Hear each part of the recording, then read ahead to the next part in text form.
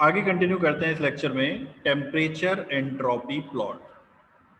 अब एंट्रोपी हमें ये पता लग गया कि जैसे temperature, pressure, volume, internal energy, enthalpy, ये सब क्या है, प्रॉपर्टीज हैं। उसी तरीके से थर्मोडायनेमिक्स में अब एक और प्रॉपर्टी ऐड हो गई है which is known as the entropy. तो इससे पहले हमने जितने भी प्लॉट्स बनाए हैं उनमें एक्स एक्सिस और वाई एक्सिस में जितने भी प्लॉट बनाए हैं वो उनमें जो वाई एक्सिस थी उसको हम बोलते हैं प्रेशर और जो एक्स एक्सिस थी उसको हम बोलते हैं वॉल्यूम एक्सिस। तो अभी तक हमने सिर्फ प्रेशर वॉल्यूम एक्सिस पढ़ी हैं जिनको पीवी डायग्राम्स बोलते हैं। ठीक है, अब यहां से हम देखते हैं कि एक नए टाइप के डायग्राम और थर्मोडायनेमिक्स में यूज होते हैं जिनका बहुत ज्यादा इंपॉर्टेंस है, पीवी डायग्राम से भी ज्यादा इंपॉर्टेंस है, and that diagram is temperature entropy plots. Temperature entropy plots, temperature को डिनोट करते हैं T से, एंट्रोपी को डिनोट करते हैं S से, इसीलिए इस प्लॉट को बोलते हैं TS डायग्राम। टीएस डायग्राम जहां पे वर्टिकल एक्सिस पे होती है टेम्परेचर यानी कि T और हॉरिजॉन्टल एक्सिस पे होती है एंट्रोपी यानी कि S। तो ये बहुत इंपॉर्टेंट टाइप के डायग्राम्स होते हैं टीएस डायग्राम। ठीक है, अब देखते हैं क्या है ये। देखिए, change of entropy due to reversible heat transfer dq at temperature T is ds is equals to dq reversible by T। क्या मतलब है इसका? ds क्या है? Change of entropy due to reversible heat transfer, ये dq reversible heat transfer dq at temperature T, this temperature T, तो ये जो है बराबर होते हैं। तो ds is equal to dq by T for a reversible process, जो अभी जस्ट लास्ट लेक्चर में हमने डिस्कस किया। ठीक है, अब फॉर रिवर्सिबल एडियाबैटिक प्रोसेस, अगर देखिए ये जो प्रोसेस है, जिस भी प्रोसेस की हम बात कर रहे हैं, जिस प्रोसेस के लिए हमने ये इक्वेशन लिखी ds is equal to dq upon T, ये रिवर्सिबल होगा तभी ये इक्वल टू आया होगा। तो रिवर्सिबल तो ये है ही, अगर ये प्रोसेस एडियाबैटिक भी हो जाता है, तो अगर ये प्रोसेस एडियाबैटिक हो जाता है तो एडियाबैटिक प्रोसेस में तो हीट ट्रांसफर होता ही नहीं। इसका मतलब dq कितना हो जाएगा? 0 हो जाएगा। तो dq हो गया 0, अगर dq 0 हो गया तो ds भी 0 हो जाएगा, अगर dq 0 है तो ds भी 0। और ds 0 का मतलब क्या है? देखिए ds क्या है? एंट्रोपी नहीं है, ds क्या है? एंट्रोपी चेंज है। तो ds अगर 0 है, यानी कि अगर हम बात कर रहे हैं यहाँ पे ds is equal to final entropy minus initial entropy, और अगर ds 0 हो जाता है तो ये वाली जो टर्म है वो 0 हो गई। तो ds के 0 होने का मतलब क्या है? एंट्रोपी 0 नहीं हुई है, चेंज इन एंट्रोपी 0 हुई है, और चेंज इन एंट्रोपी 0 होने का मतलब एंट्रोपी चेंज नहीं हुई है। एंट्रोपी चेंज नहीं हुई है, इसका मतलब एंट्रोपी क्या है? कांस्टेंट है। तो final minus initial is equal to 0, इसका मतलब क्या हुआ? Final is equal to initial. Final is equal to initial का मतलब क्या है? कि entropy is constant, S is constant. इसका मतलब कि अगर प्रोसेस रिवर्सिबल भी होगा और अगर प्रोसेस एडियाबैटिक भी होगा तो उस प्रोसेस में एंट्रोपी होगी कांस्टेंट। ठीक है, तो जब भी कोई प्रॉपर्टी कांस्टेंट होती है तो उस तरह के प्रोसेस को, जिस प्रोसेस में वो एंट्रोपी जिस जो प्रॉपर्टी कांस्टेंट है उस प्रोसेस को क्या बोलते हैं? जैसे यहाँ पे एंट्रोपी कांस्टेंट है तो इस प्रोसेस को बोलेंगे आइसेंट्रोपिक प्रोसेस। जहाँ पे टेम्परेचर कांस्टेंट होता है उसको बोलते हैं आइसोथर्मल प्रोसेस। जहाँ पे एंथैल्पी कांस्टेंट होती है उस प्रोसेस को बोलते हैं आइसेंथैल्पिक प्रोसेस। जहाँ पे प्रेशर कांस्टेंट होता है वहाँ उसको बोलते हैं आइसोबैरिक प्रोसेस। जहाँ पे वॉल्यूम कांस्टेंट होता है उसको बोलते हैं आइसोकोरिक प्रोसेस। उसी तरह से जब प्रोसेस रिवर्सिबल भी होगा और एडियाबैटिक भी होगा तो उस प्रोसेस में एंट्रोपी कांस्टेंट रहेगी, चेंज नहीं होगी, और इस तरीके के प्रोसेस को बोलेंगे isentropic process. Property S, entropy is constant and the process name is isentropic। ठीक है, तो आइसेंट्रोपिक प्रोसेस कैसा होगा? जिसमें एंट्रोपी कांस्टेंट रहेगी S, तो वो कैसा होगा? वर्टिकल।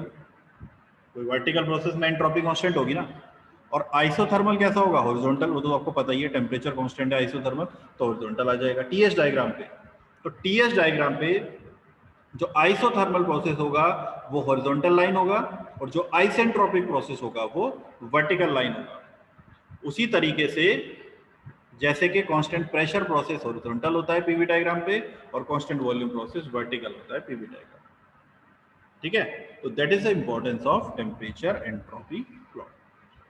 तो जैसे ds इज इक्व टू, यहाँ पे देखिए ds is equal to d q by T था, तो अगर हम t को इधर ले आएंगे तो डी क्यू फॉर रिवर्सिबल कितना हो जाएगा, डी क्यू फॉर रिवर्सिबल हो जाएगा टी डी एस। ठीक है, अब देखिए यहाँ पे हमने निकाला एक नया प्रोसेस आइसेंट्रोपिक। आइसेंट्रोपिक कब होगा, जब प्रोसेस रिवर्सिबल भी होगा, जब प्रोसेस एडियाबैटिक भी होगा। अब हम वापस रिवाइज करते हैं कार्नोट साइकिल को। कार्नोट साइकिल में 4 प्रोसेस होते हैं, जिनमें से कि 2 आइसोथर्मल होते हैं और 2 एडियाबैटिक होते हैं। तो जो 2 एडियाबैटिक प्रोसेस हैं, और पूरी की पूरी कार्नोट साइकिल में चारों प्रोसेस रिवर्सिबल होते हैं, यानी कि 2 प्रोसेस रिवर्सिबल आइसोथर्मल और 2 प्रोसेस रिवर्सिबल एडियाबैटिक। अगर प्रोसेस रिवर्सिबल भी है, एडियाबैटिक भी है, तो उसको क्या बोलते हैं, आइसेंट्रोपिक प्रोसेस। इसका मतलब कार्नोट साइकिल में 2 रिवर्सिबल आइसोथर्मल प्रोसेस हैं और 2 आइसेंट्रोपिक प्रोसेस। याद रखना, प्रोसेस जब रिवर्सिबल होगा और एडियाबैटिक होगा तभी हम उसको आइसेंट्रोपिक बोलेंगे, सिर्फ एडियाबैटिक को आइसेंट्रोपिक नहीं बोलेंगे। इसका मतलब जब भी आइसेंट्रोपिक बोलेंगे तो उसमें रिवर्सिबल जो है वो अपने आप ही ऐड होगा, उसको रिवर्सिबल आइसेंट्रोपिक बोलने की जरूरत नहीं है, क्योंकि प्रोसेस जब रिवर्सिबल होगा तभी आइसेंट्रोपिक होगा, अदरवाइज नहीं होगा। और ऐसा पॉसिबल है, ऐसा हो सकता है कि प्रोसेस एडियाबैटिक है लेकिन आइसेंट्रोपिक नहीं है।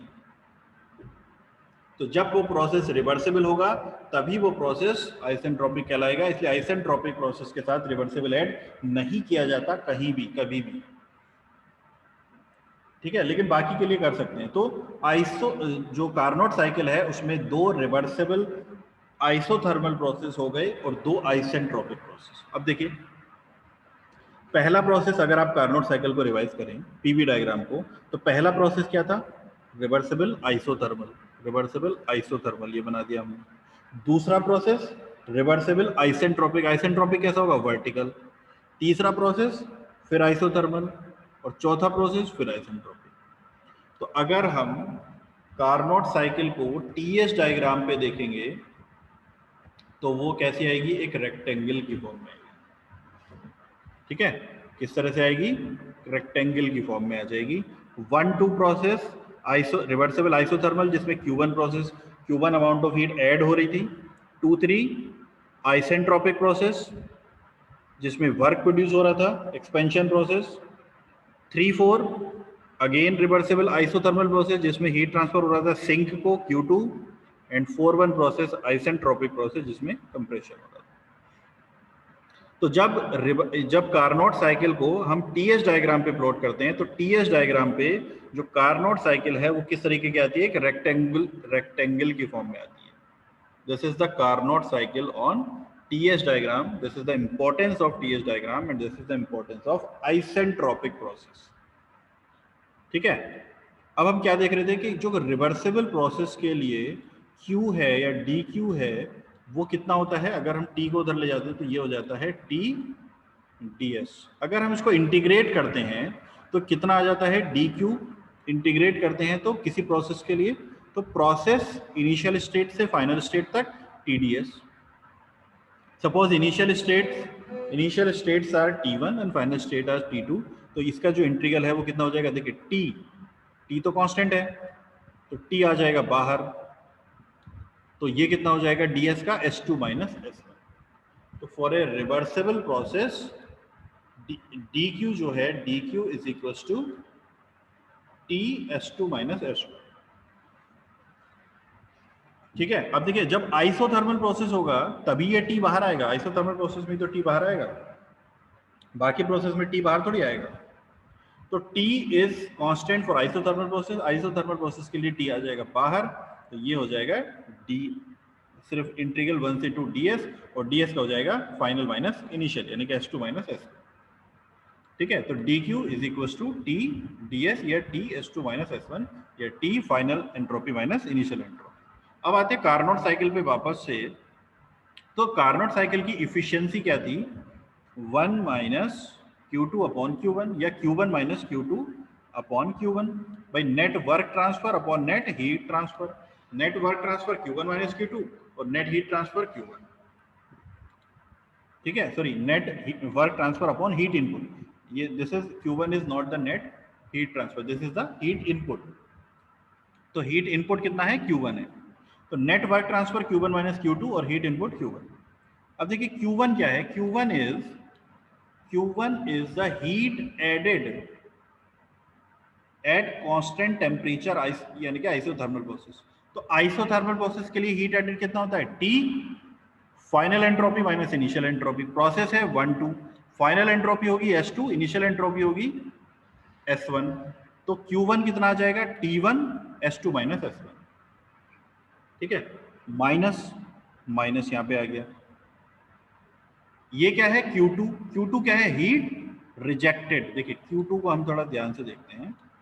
Q2 is equal to heat rejected, तो माइनस आ गया, रिजेक्टेड है तो माइनस होगी हीट, माइनस क्या होगा, T final entropy minus initial entropy. तो T टेम्परेचर तो कांस्टेंट ही है यहाँ पे, और टेम्परेचर कितना है यहाँ पे, इस टेम्परेचर को हमने ले लिया है T2, और यहाँ पे जो टेम्परेचर था वो था T1। तो T2 फाइनल एंट्रोपी, प्रोसेस है 3 4, तो फाइनल क्या है 4 S4 minus S3, initial S3। ठीक है, this is Q2 is equal to minus T2। देखिए S4 is equal to S1, S4 is equal to S1। Isentropic process है, entropy बराबर है 4 की 1 के, तो S4 की जगह पे लिख दिया S1 minus S3 is equal to S2, ये भी आइसेंट्रोपिक प्रोसेस है, तो S3 की जगह पे लिख दिया S2। अब इस माइनस को जब अंदर मल्टीप्लाई करेंगे तो ये हो जाएगा T2 S2 माइनस S1। ठीक है, तो जब माइनस को अंदर मल्टीप्लाई करेंगे तो ये हो जाएगा T2 S2 minus S1 divided by Q1। Q1 की वैल्यू तो यही है, T1 S2 माइनस S1। ठीक है, तो यहां से S2 माइनस S1 जब ऊपर से हम कॉमन लेंगे तो S2 माइनस S1 से S2 माइनस S1 कैंसिल हो जाएगा, यहाँ पे बचेगा T1, यहाँ पे बचेगा T2 और नीचे बचेगा T1। ये हो जाएगा 1 माइनस T2 अपॉन T1। ठीक है, तो इसकी जो एफिशिएंसी थी कार्नोट साइकिल की एफिशिएंसी वो होती है 1 माइनस Q2 अपॉन Q1 या फिर 1 माइनस T2 अपॉन T1। और कार्नोट साइकिल पूरी की पूरी रिवर्सिबल साइकिल है, इसीलिए कार्नोट साइकिल के लिए अगर हम देखें Q2 upon Q1 is equal to T2 upon T1, ये किससे हो जाएगा, थर्मोडायनेमिक टेम्परेचर स्केल से भी हो जाएगा और एंट्रोपी से भी हो जाएगा। तो कार्नोट साइकिल की इफिशियंसी को ड्राइव करने के लिए अगर आता है तो इस तरीके से हम कार्नोट साइकिल की इफिशियंसी को ड्राइव कर सकते हैं। ठीक है, या फिर डायरेक्टली हम Q2 अपॉन Q1 की जगह पे थर्मोडायनेमिक टेम्परेचर स्केल से T2 अपॉन T1 भी पुट कर सकते हैं। तो this is the efficiency of the Carnot cycle 1 minus T2 upon T1। Carnot cycle की जो इफिशियंसी होती है that is 1 minus T2 upon T1। जो हमने कुछ इसके कॉन्सिक्वेंसेस भी देख रहे थे कि ये सिर्फ टेम्परेचर पे डिपेंड करती है, वर्किंग फ्लूइड का कोई लेना देना है यहाँ पे नहीं है, सिर्फ टेम्परेचर पे डिपेंड कर रही है। तो वर्किंग फ्लूइड का कोई लेना देना नहीं है, सिर्फ सोर्स का टेम्परेचर कितना है, सिंक का टेम्परेचर कितना है। कार्नोट साइकिल की एफिशिएंसी सिर्फ इन 2 ही पॉइंट्स पे डिपेंड करती है।